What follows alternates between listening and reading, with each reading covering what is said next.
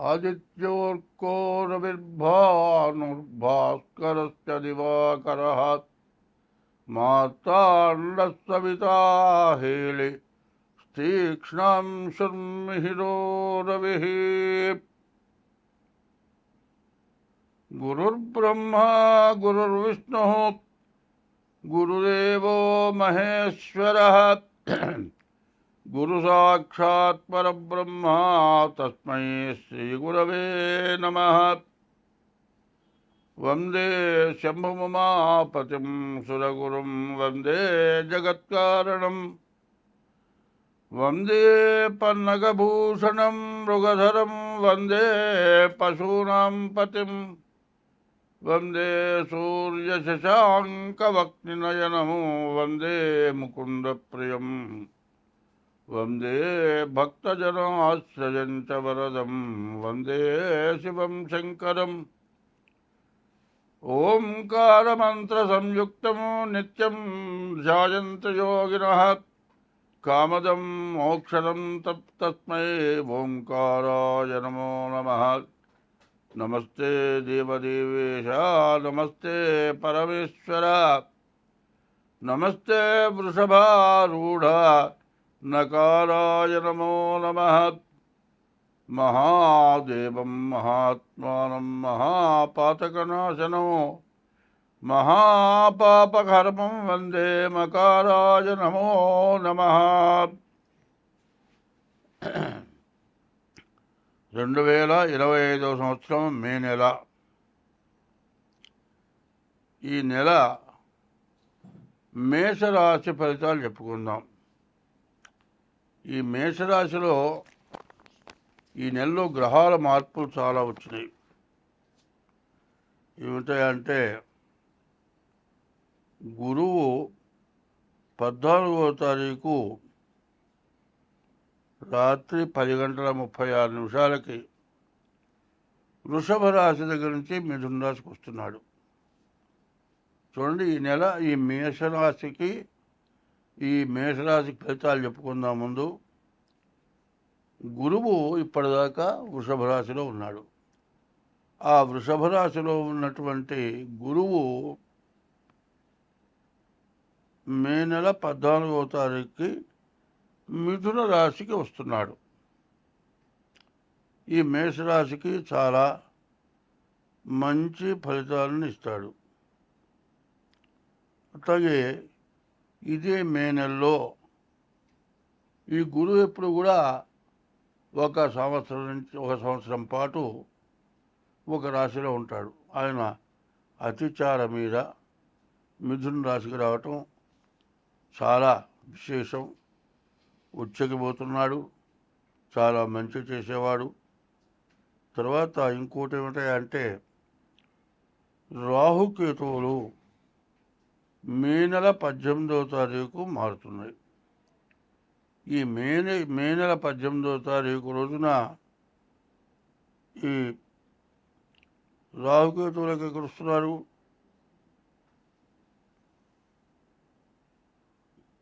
మీనరాశి నుండి ఈ 18వ తారీఖు మీన రాశిలో ఉన్నటువంటి రాహువు వెనక్కి కుంభరాశికి వస్తున్నాడు. అట్లాగే కేతువు కూడా కన్యా రాశిలో ఇంతవరకు సంచరిస్తున్న కేతువు మళ్ళీ సింహరాశికి వస్తున్నాడు. ఈ గురువు కానీ రాహువు కానీ శని కానీ ఈ గ్రహాలు ఎక్కువ కాలం ఒక్క రాశిలో ఉంటాయి. అటువంటి గ్రహాలు ఏవైనా సంవత్సరం పాటు ఉండే గురువు వృషభ రాశి నుంచి మిథున రాశికి వస్తున్నాడు. అట్లాగే సంవత్సరం 6 మాసాలు ఉండేటువంటి రాహువు మే నెల 18వ తారీఖు రోజున మీనం నుంచి కుంభానికి వస్తున్నాడు రాహువు, కన్య నుంచి సింహానికి వస్తున్నాడు కేతువు. కేతువు సంవత్సరం 6 మాసాలు ఉంటాడు. ఇట్లా రాహువు కూడా ఉచ్చరాశిలో ఉన్నాడు.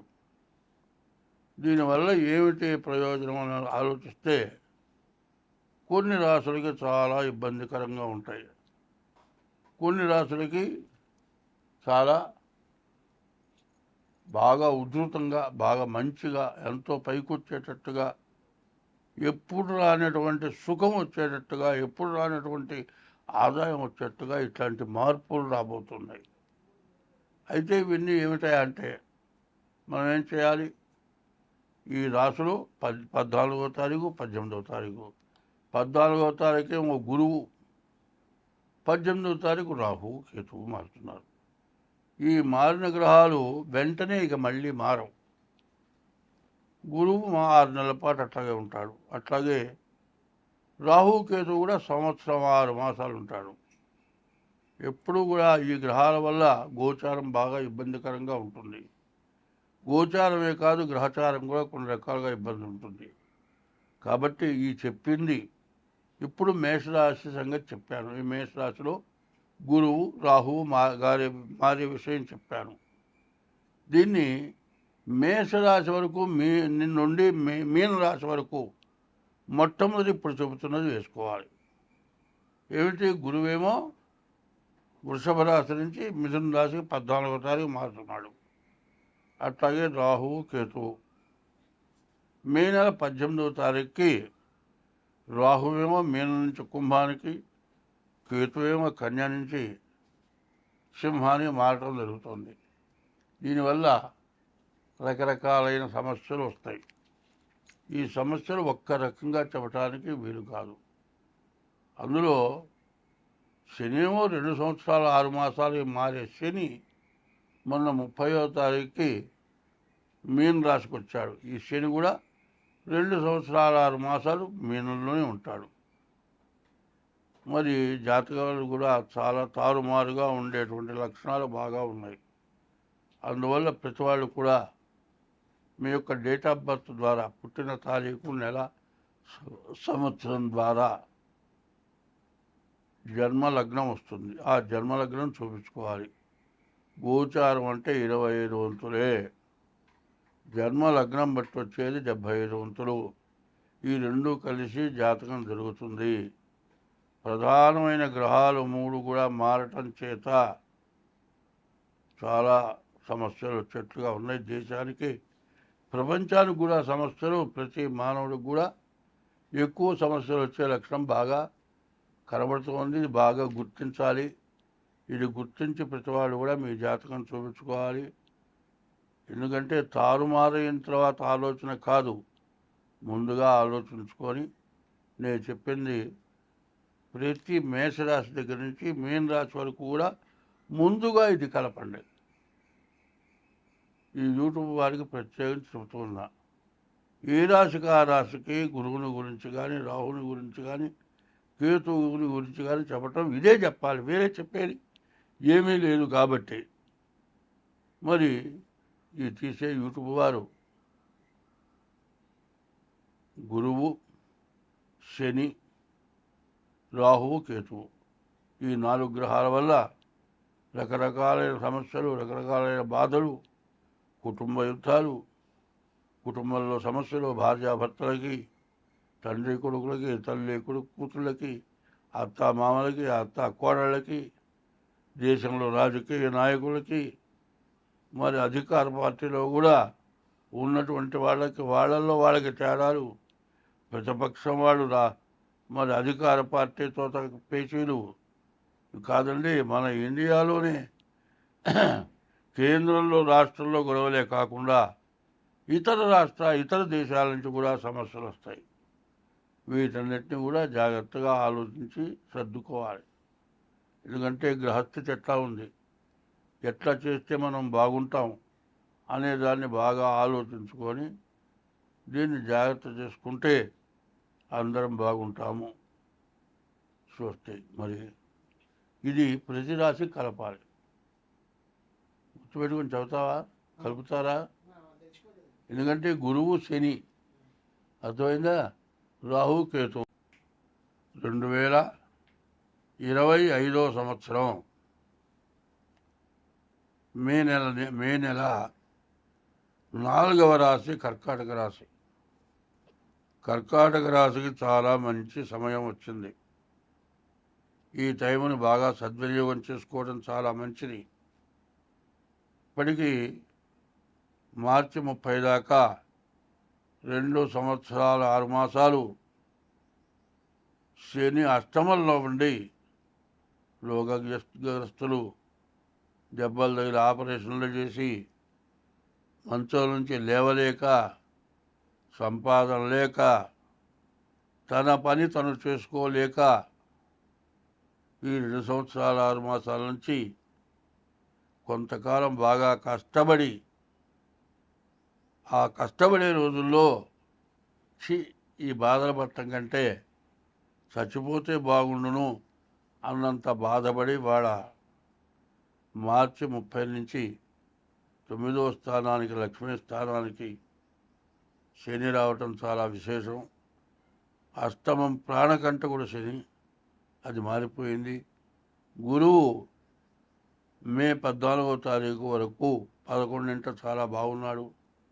రవి బుద్ధులిద్దరు కూడా దశమంలో వ్యాపారానికి చాలా అనుకూలంగా ఉన్నారు. కేతువు బాగున్నాడు. చెప్పాలంటే 5 గ్రహాలు పూర్తిగా బాగున్నాయి. అప్పుడు మనం జాగ్రత్తగా చూసుకోవాలి. ఇప్పుడు గోచారం అంటే గ్రహచారం ఏంటో వివరంగా చెబుతా. అన్నం అవసరమైంది, గోచారం అవసరమైంది. గోచారం అన్నంతో సమానమైంది. ఒట్టి అన్నం తినగలమా? అన్నంలోకి ఏదో ఒక ఆధారం కావాలి. పప్పో కూరో పచ్చడో ఏదో ఒకటి ఉంటేనే, పెరుగో మజ్జిగో ఉంటే తింటాం. అది లేకపోతే అన్నం మొత్తం వృధానే. అది ఎట్లాగో గోచారానికి గ్రహచారం అన్నంలోకి అనుపానం లాంటిది. గ్రహచారం 75 వంతులు పనిచేస్తుంది. అందులో గోచారం తర్వాత గ్రహచారం జన్మలగ్నాన్ని బట్టి 75 వంతులు పనిచేస్తుంది. బాగుంది కదా అనుకుంటే కూర నేతితో చేశారండి, అందులో ఉప్పు తక్కువ పడితే పర్వాలే. ఉప్పు తక్కువ పడ్డది అంటే ఏమీ తినలేము. అట్లాగే ఈ గ్రహచారంలో ఏ గ్రహాలు బాగాలేవు. దీనివల్ల ఇబ్బంది పడుతున్నాం, చూసుకోవడం చాలా అవసరం. కానీ ఈ కర్కాటక రాశి ఇక ఎదురు లేదు, చాలా బాగున్నది. అయితే దీన్ని మనం చేసుకునే ప్రవర్తనలో ఉంటుంది.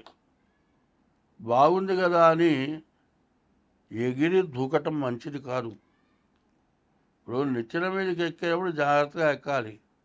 నిచ్చెన మీద నుంచొని డ్యాన్స్ చేసి నాకు బాగుందన్నాడు జాతకం బాగానే ఉంటుంది అని డ్యాన్స్ చేస్తే ఆ నిచ్చెన విరగనా విరుగుతుంది, నిచ్చెన జారనన్నా జారుతుంది, కాలు జారి నువ్వు కింద పడి కాళ్ళు ఇరుగుతాయో నడువులు ఇరుగుతాయో తెలియదు.